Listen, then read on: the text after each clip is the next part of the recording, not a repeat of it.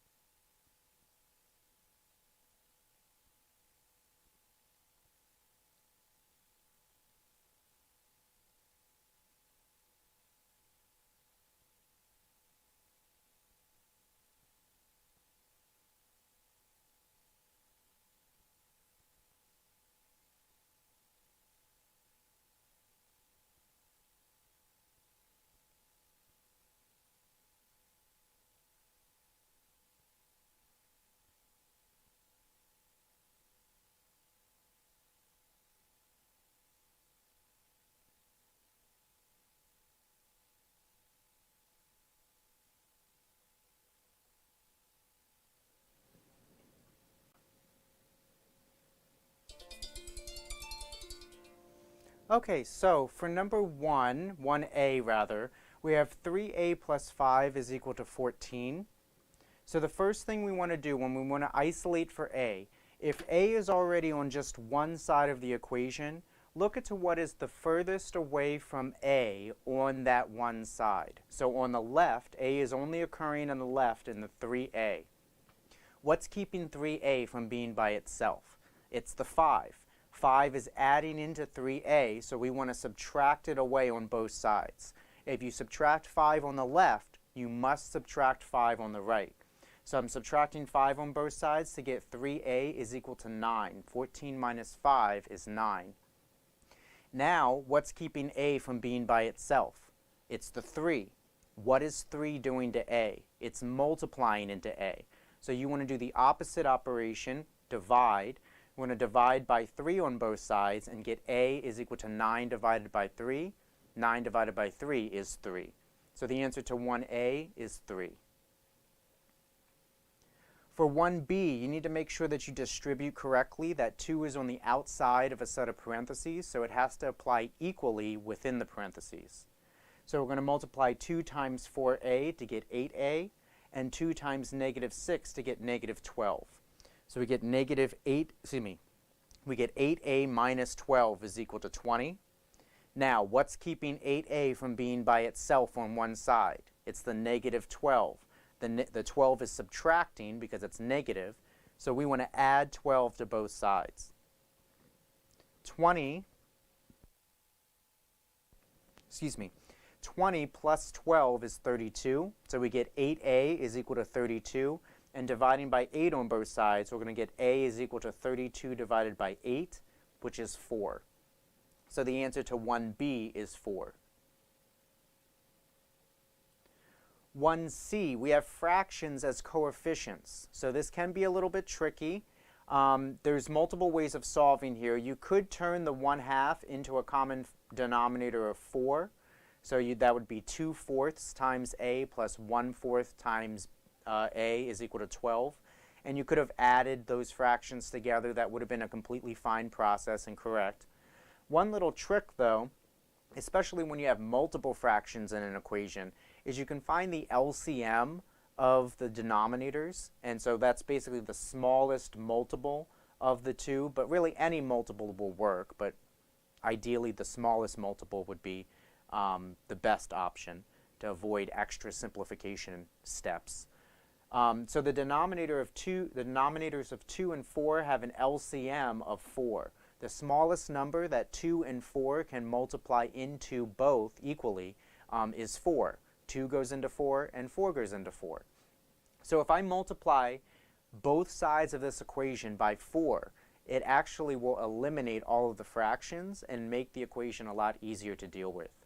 So if I multiply the left-hand side by 4, I have to multiply the right-hand side by 4.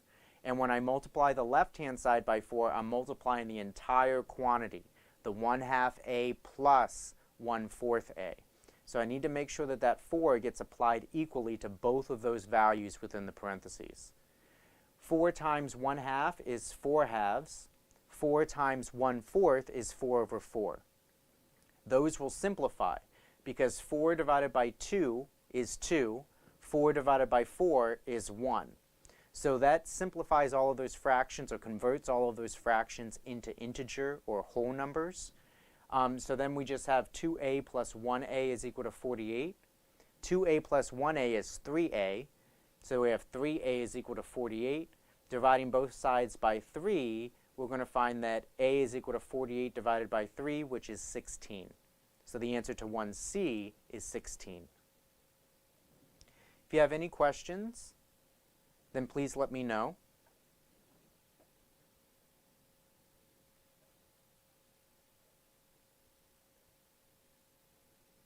Otherwise, let's take a look at question number 2. So 2 is going to be asking you to describe the solution to a system of equations. So a system is just a fancy name for there being more than one equation, and these are all linear equations. So I'd like you to describe the solution to the following systems of equations. A is y is equal to 2x plus 3. and y is equal to x minus 3. B is y is equal to 6x plus 1 and 2y is equal to 12x plus 2.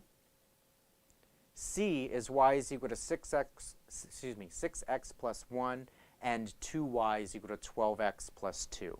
12x plus 4, So remember that if we're talking about linear lines, linear equations, which all of these are, we don't have any exponents anywhere, and we only have x's and y's.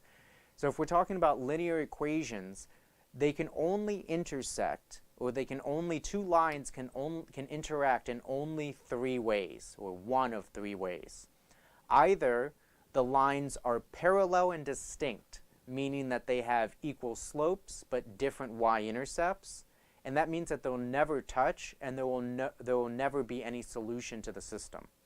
So if they're parallel and distinct lines, then there's going to be 0 solutions. If the slopes of the 2 lines are different in any way, then there will be an intersection at some point. Even if they're very, very slight, it might take all the way to like when x is equal to 1,000,000, or when x is equal to negative 1,000,000, or some other really large number. It might take a really long time for them to intersect, but if the slopes are different in any capacity, then they will intersect at some point. And therefore, they will have one solution. Now, if they're parallel and non-distinct, meaning that they have equal slopes and equal y-intercepts, that means that they're just 2 different versions, 2 different representations of the same exact equation.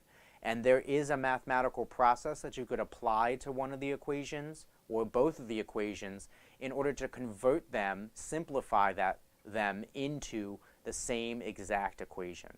In that case, they're going to have infinite solutions because they're the same line, so they overlap each other, and so at every single point, at every single input, they will obtain the same exact output. So they'll have an infinite set of solutions. So your options here for 2A through 2C is going to be 1 solution, 0 solutions, or infinitely many solutions. I'll give you 4 minutes. After 1 minute, I'll start to solve.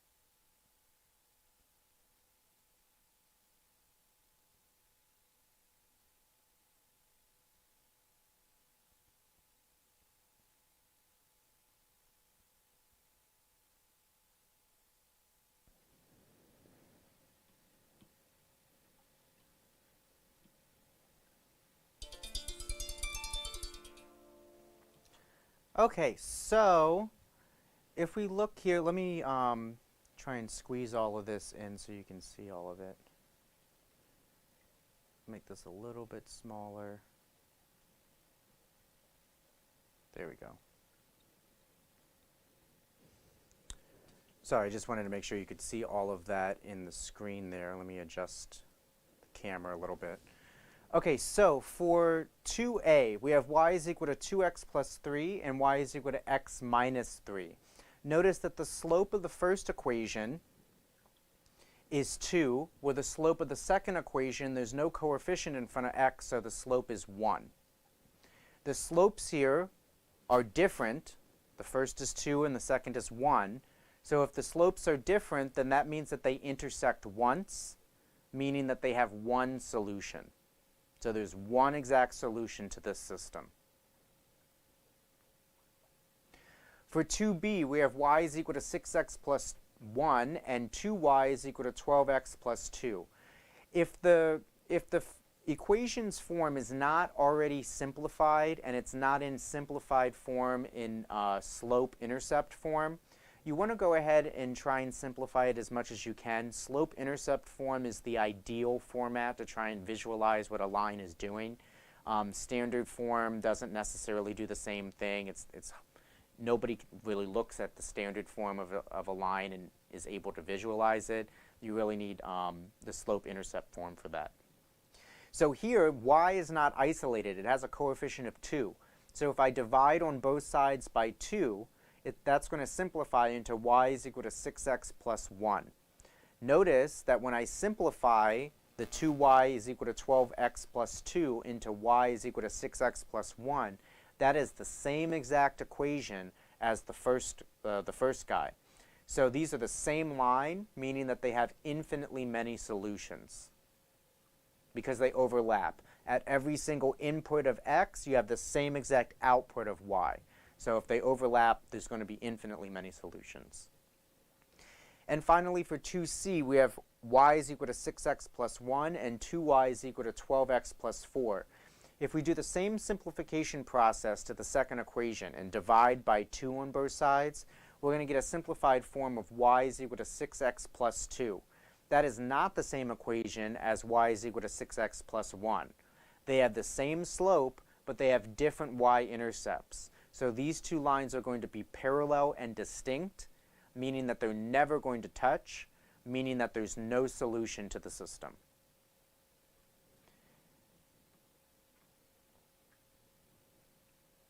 If you have any questions, then please let me know.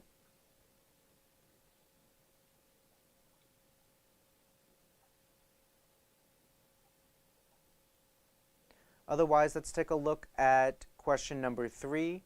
This is going to involve solving equations that contain absolute values.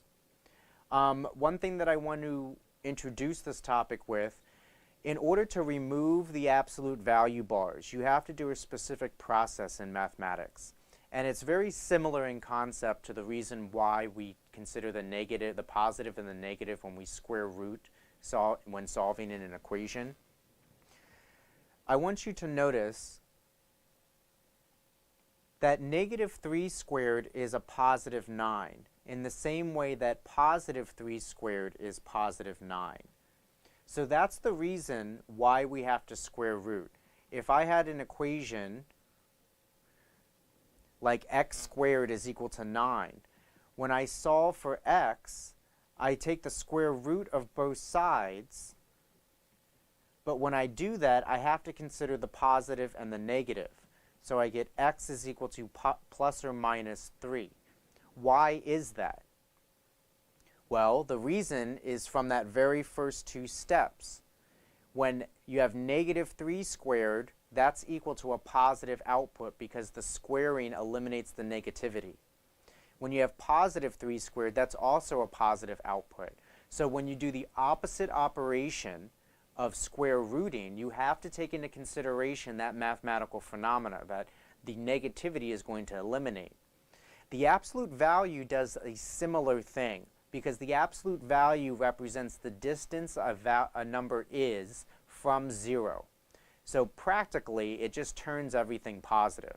turns all negative values positive, keeps all positive values positive. But really what it represents is the distance from 0 on a number line. So I said all of that because in order to remove the absolute value bars, what you want to do is first isolate the absolute value on one side. So you have coefficients there of 2 and 3 in A and B. So A is 2 times the absolute value of the quantity 4x plus 6 is equal to 40. And B is 3 times the absolute value of the quantity 2x plus 8 is equal to 60. So get the absolute value by itself by dividing away the 2 or dividing away the 3. And then, in order to remove the absolute value bars, you have to break the equation into two separate equations. One is going to be exactly as it's listed, just considering the equation without the absolute value bars. That's the positive output consideration. And the second is going to be the negative output. So you have to negate the output, negate or turn the 40 or turn the 60 negative, and solve the equation if the output were negative. You're going to end up with two answers to each A and B. I'll give you 4 minutes. After 1 minute, I'll start to solve.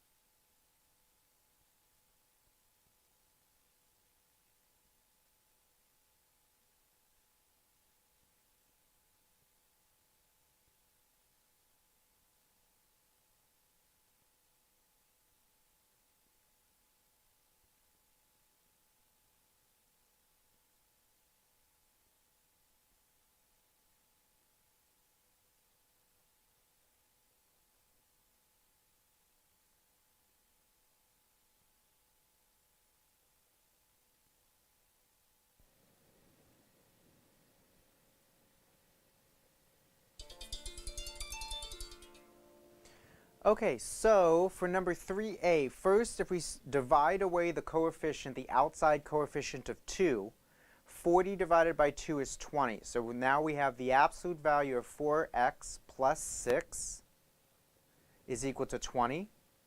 So we have the absolute value by itself. Now, in order to remove the absolute value bars, we have to split the equation into two different considerations. On the left, we're considering the positive output. On the right, we're considering the negative output.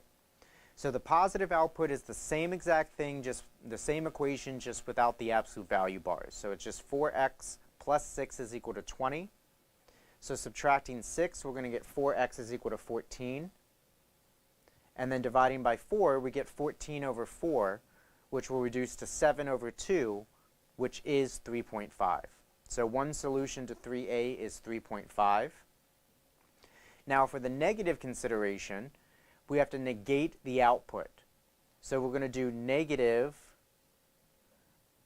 4x plus 6 is equal to negative 20. So if I subtract 6 on both sides, now I'm going to have 4x is equal to negative 26. Dividing by 4, we're going to get negative 26 over 4. That's going to be negative 13 over 2, which is equal to negative 6.5. So the answers to number 3a are 3.5 and negative 6.5. For 3b, first we divide away the coefficient of 3. 60 divided by 3 is 20, so we're going to get the absolute value of 2x plus 8 is equal to 20. Splitting that equation into two considerations, the positive and the negative, we're going to get 2x plus 8 is equal to 20, and 2x plus 8 is equal to negative 20. On the left-hand side, subtracting away 8, we get 2x is equal to 12. So dividing by 2, x is equal to 6. That's one solution. On the right, we get 2x plus 8 is equal to negative 20. Subtracting away 8 gives us 2x is equal to negative 28. And then dividing by 2 gives us x is equal to negative 14. So the answers to 3b are positive 6 and negative 14.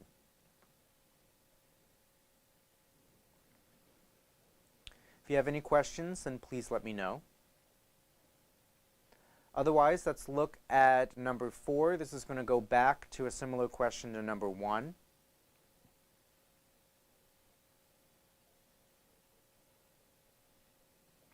So number 4 is going to ask you, please solve the following equations for the missing variable. 4a is 4 times the quantity 2x plus 1 is equal to 2 times the quantity 5x minus 2. 4b is negative 3 times the quantity 2x plus 2 is equal to 6 times the quantity x minus 2. And c is 2/3 x minus 1/9 x is equal to 25. I'll give you 4 minutes. After 1 minute, I'll start to solve.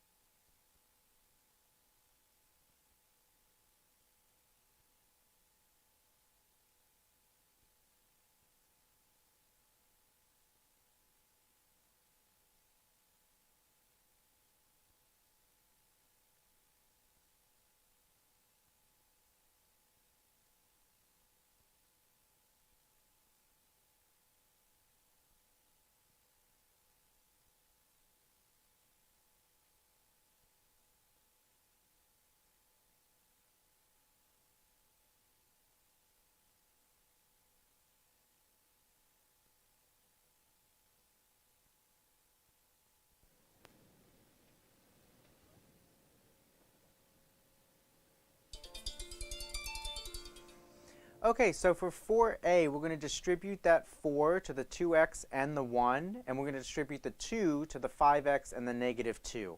That's going to give us 8x plus 4 is equal to 10x minus 4.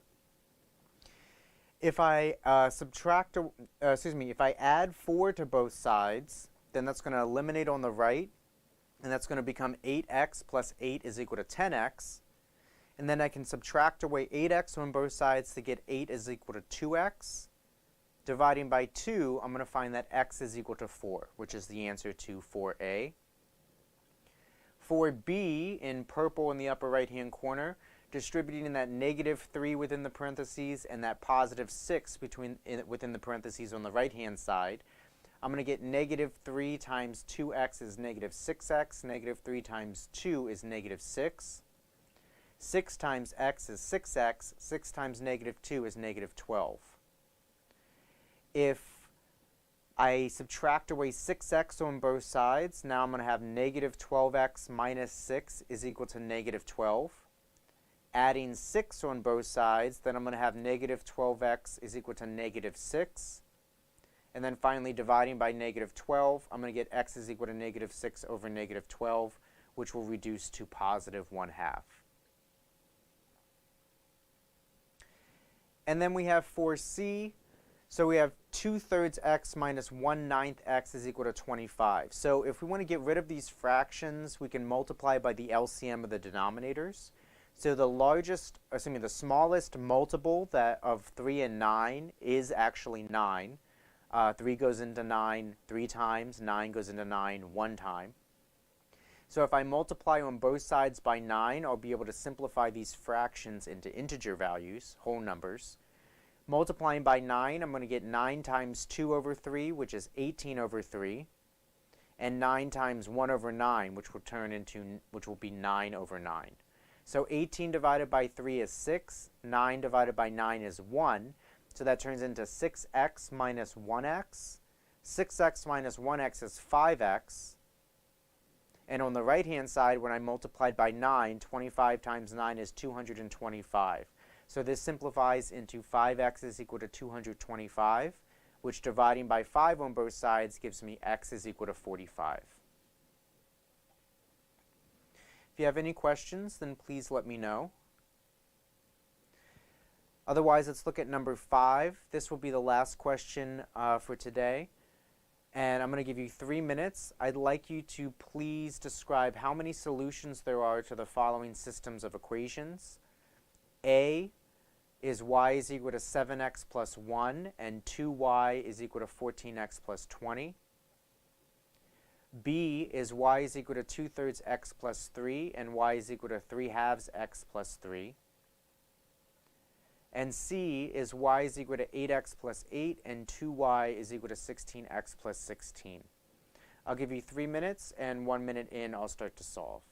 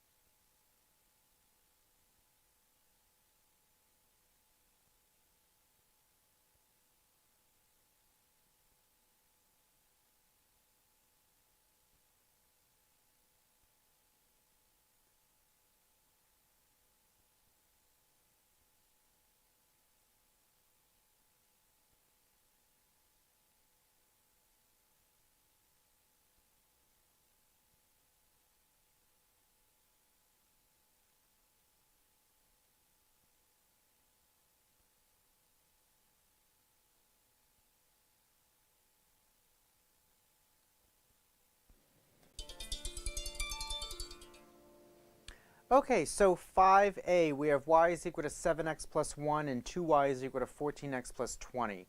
If we simplify the second equation, we're going to get y is equal to 7x plus 10.